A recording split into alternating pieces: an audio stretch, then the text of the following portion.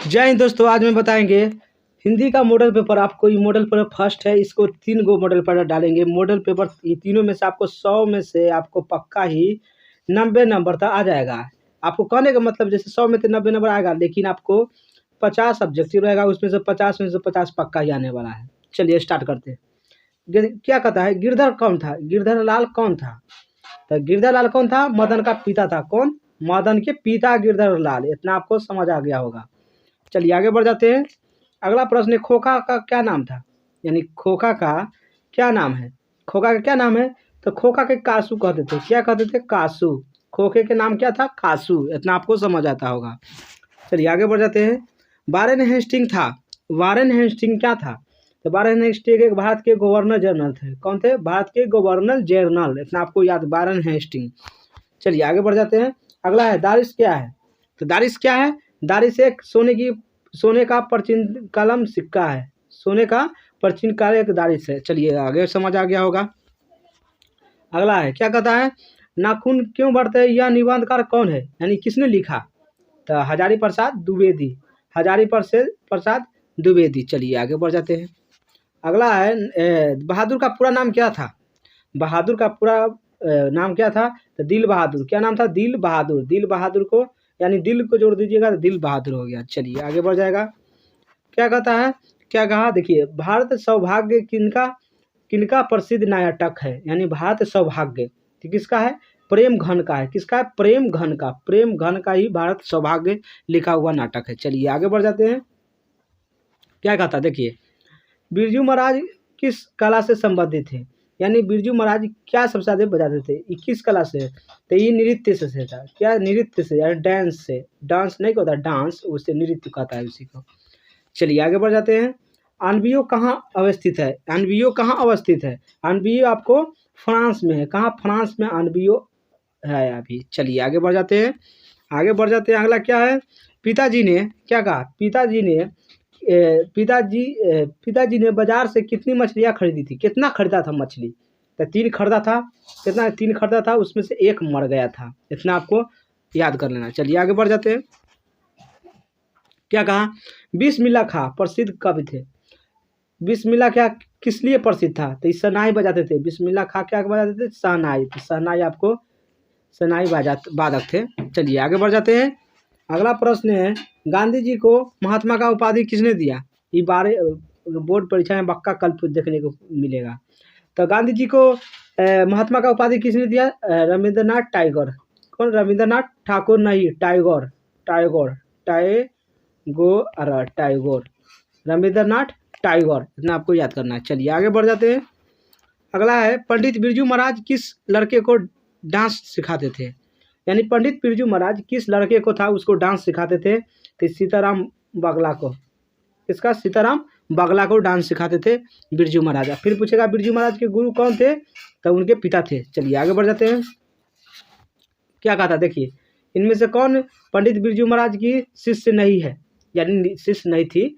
कौन इसमें से है जो नहीं है? तो इसमें से अनुराधा था, ये शिष्य नहीं था। उसके बाद सरस्वती, रश्मि वाजपेयी, दुर्गा, ये सब था उसका पढ़ाने वाला, मतलब स्टूडेंट, लेकिन अनुराधा नहीं था। चलिए आगे बढ़ जाते हैं। अगला प्रश्न है, ला शतरुज क्या है? ला शतरुज क्या है? तो ला शतरुज के मतलब होता है ईसाई मठ। क्या होता है? ईसाई मठ। चलिए आगे बढ़ जाते हैं। अगला है प्रश्न। अगला प्रश्न देखिए क्या है, आद्र बेत्रा क्या है? आद्र बेत्रा क्या है? एक कवि है। क्या है? आद्र बेत्रा क्या है? एक कवि है। चलिए आगे बढ़ जाते हैं। अगला प्रश्न है, देखिए, मुहर्रा क्या है? मुहर्रा क्या होता है? मुहर्रा एक नदी है। क्या है? नदी। मुहर्रा एक नदी। चलिए आगे बढ़ जाते हैं। प्रश्न है, कहानीकार के छोटे भाई का क्या नाम था? कहानीकार के छोटे भाई का क्या नाम था? तो संतु था। क्या था? संतु। संतु आपको याद कर लेना है। चलिए आगे बढ़ जाते हैं। क्या है, आज्ञा का पूरा नाम क्या है? आज्ञा का पूरा नाम क्या है? तो आपको आज्ञा का पूरा नाम है सच्चिदानंद हीरानंद वात्स्य आज्ञा। इतना आपको याद कर लेना है, यानी सी इज द करेक्ट आंसर। इतना आपको याद कर लेना है। चलिए नेक्स्ट बढ़ जाते हैं। नेक्स्ट प्रश्न है, कहता है, कुंवर नारायण ने बूढ़ा चौकीदार किसे कहा है? कवि नारायण ने बूढ़ा चौकीदार किसको कहा है? तो ये कहा है आपको वृक्ष को। किसको? वृक्ष को कहा है बूढ़ा चौकीदार। इतना आपको समझ आता होगा। आगे प्रश्न है, हमारी नींद के दौरान कुछ क्या बढ़ जाता है, कुछ इंच बढ़ जाता है, कुछ इंच बढ़ गए पेड़, इंच इंच कुछ इंच बढ़ गया क्या, पेड़। इतना आपको समझ आता होगा। आगे बढ़ जाते हैं। अगला प्रश्न है, देखिए, अक्षर ज्ञान कविता के बच्चों के किस स्तर पर शिक्षण यानी शिक्षण प्रक्रिया से संबंधित है, शिक्षण से। तो यह है प्रारंभिक शिक्षण प्रक्रिया, प्रारंभिक यानी शुरू में। चलिए आगे बढ़ जाते हैं। अगला प्रश्न है, लौट कर आऊँगा फिर, लौट कर आऊँगा फिर कवि के में कवि एक बार फिर कहाँ आने की लालसा व्यक्त करता है।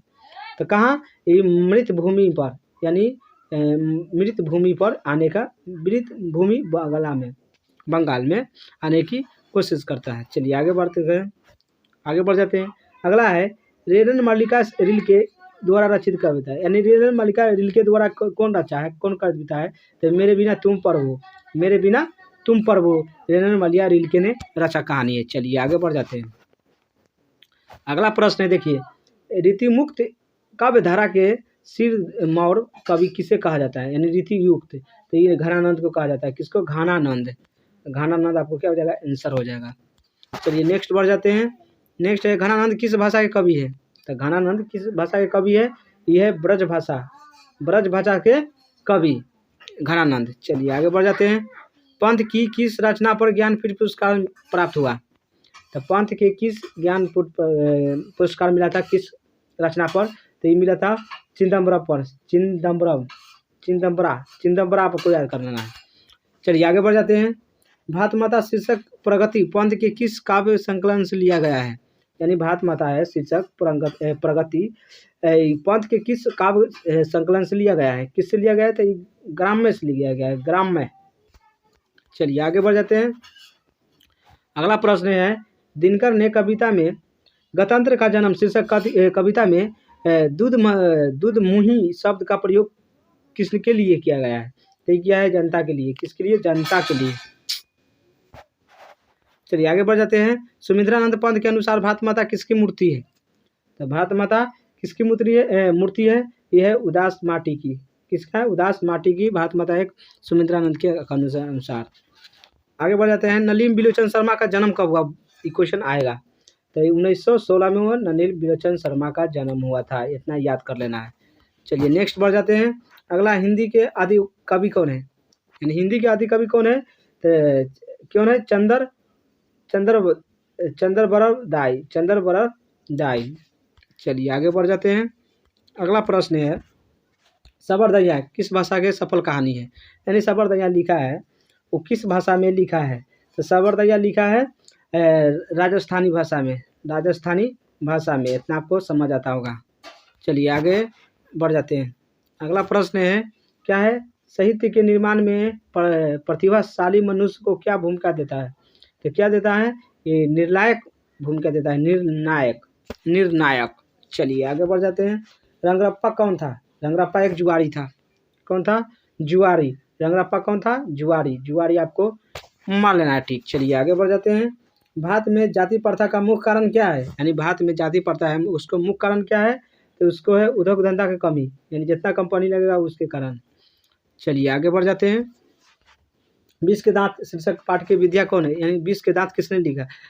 कैसा कहानी है, कैसा है, तो ये कहानी है। क्या है, कहानी। 20 के दांत क्या है, कहानी। आगे बढ़ जाते हैं। अगला है प्रश्न, किस गवर्नर जनरल के समय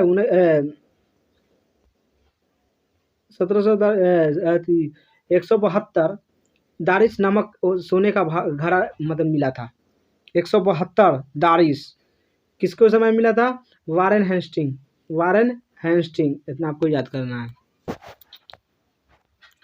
क्या कहता है, देखिए, पुराने मोहे सब समय वंचनीय में ही नहीं होता, यह पंक्ति किस पाठ से लिखी है, यानी किस पाठ से है। तो यह है नाखून क्यों बढ़ता है, नाखून क्यों बढ़ता है। इतना आपको समझ आ गया। आगे बढ़ जाते हैं।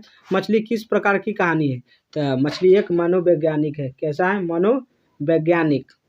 चलिए नेक्स्ट बढ़ जाते हैं। नेक्स्ट है, मेरा धर्म कैद खाना की धर्म नहीं है, यह पंक्ति किस मतलब कहाँ से लिया गया है, इतना आपको समझ आता होगा। ये शिक्षा और संस्कृत महात्मा गांधी का लिखा हुआ है, शिक्षा और संस्कृत। लेखक अभिनव की क्या साथ लेकर गए थे, अभिनव क्या लेकर साथ गए थे। ये पुस्तक और टाइप, पुस्तक लेके गए थे, इतना आपको याद कर लेना है। चलिए आगे बढ़ जाते हैं। किसके बिना प्राणी को मुक्ति नहीं मिलता? तो राम नाम के बिना। किसके बिना? गुरु के ज्ञान के बिना। इतना आपको भी याद करना है, राम नाम या गुरु के ज्ञान के बिना प्राणी को मुक्ति नहीं मिलता है। चलिए आगे बढ़ जाते हैं। अगला है, सवय एवं छंद किस के सिद्ध कवि थे? यानी सवया और एवं छंद के प्रसिद्ध कवि थे। कौन थे? ये थे आपको जीवनानंद दास आपको याद करना है। चलिए आगे बढ़ जाते हैं। रामधारी सिंह दिनकर कहाँ के रहने वाले थे? रामधारी सिंह दिनकर कहाँ के? बिहार के रहने वाले थे। रामधारी सिंह कहाँ के? बिहार के रहने वाले थे। चलिए आगे बढ़ जाते हैं। दिनकर जी कवि के साथ साथ क्या है? यानी दिनकर जी थे, रामधारी सिंह दिनकर, वो कवि के साथ साथ और क्या थे? ये गद्यकार थे। क्या? गद्यकार आपको याद कर लेना है, गद्यकार भी थे। चलिए नेक्स्ट बढ़ जाते हैं। नेक्स्ट है, उगते हुए सूरज का देश किसे कहा जाता है? यानी उगते हुए सूरज का देश कहा जाता है अपना जापान को। अपना जापान नहीं, जापानी होता है उगता हुआ सूरज। चलिए आगे है, एक वृक्ष की हत्या शीर्षक कवि वृक्ष रखी हुई डाली को किसकी तरह थी? यानी किसकी तरह थी? राइफल की तरह। किसकी तरह? राइफल की तरह। चलिए नेक्स्ट बढ़ जाते हैं। अगला है, काव्यत्री आन्मिका के अनुसार चौखट में क्या नहीं अटता? चौखट में क्या नहीं अटता? क नहीं अटता। ये क है जो चौखट में नहीं अटता। चलिए आगे बढ़ जाते हैं। कौन सा महाना माँ के लिए अर्धे देव बन गया था? तो ये आपको बैसाख बन गया था। कौन? बैसाख आपको आंसर हो जाएगा। चलिए वीडियो अच्छा लगा